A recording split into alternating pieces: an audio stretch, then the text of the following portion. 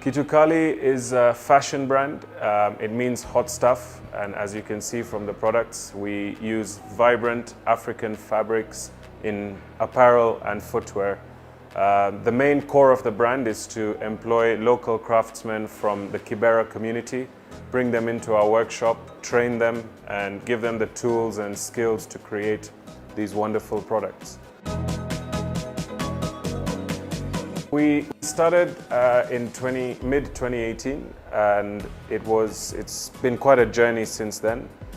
We started as just an online brand and focusing on the Kenya market. We sort of built the brand over 2018, 2019, 2020, trying different things, seeing what works, seeing what doesn't. And we managed to get quite a bit of traction here in Kenya, and we used all the learnings and everything to then push the brand in UK, Europe, and the US.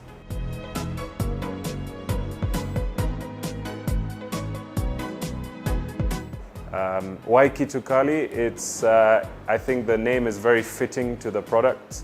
We want people to feel good, to feel empowered when they wear our stuff, and so we want them to feel Kitukali.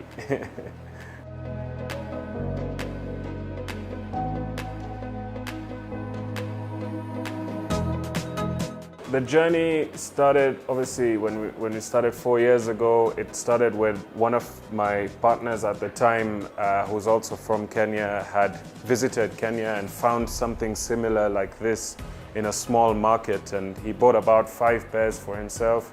He went over came back to the UK, and every time he was wearing them in the streets, people would stop him and be like, "Yo, where do you get your shoes from? You know, they're really cool."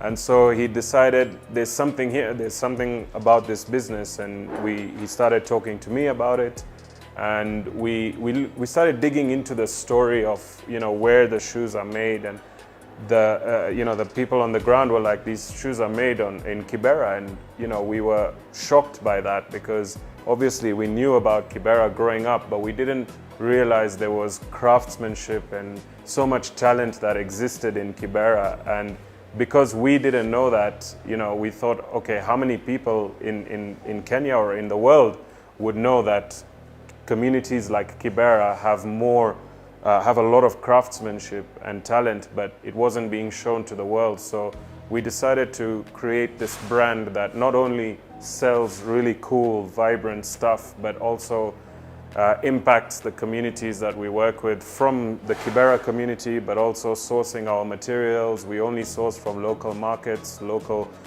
shops, and you know, that was the core of the brand, and that's how it started.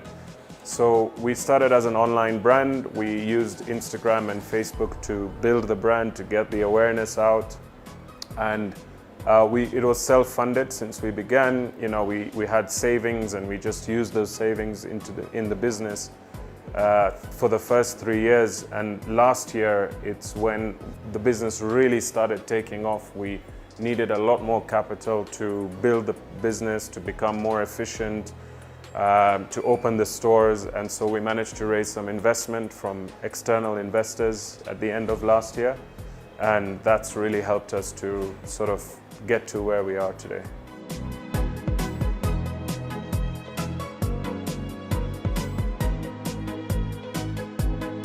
Our target market, so we have 2 different markets really. One is the Kenya or East Africa market, and here, you know, we're targeting anyone and everyone, you know, men, women.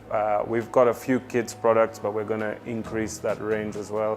But it's anyone that's sort of looking to, you know, be different and stand out from the crowd, and wear something that's vibrant, and to make a statement wherever they go and feel confident and empowered. So it ranges from anyone in their young, you know, early 20s to late 50s. It's anyone and everyone, really. That's our market. Then the other side of the market is UK, Europe, and the US. That's the global market for us, where at the moment it takes up about 30% of the business, and we're really looking to expand that side of the business because, you know, that this kind of products and African culture and African fabrics is very new in those markets, and so they find it very interesting, and that's where we see the potential.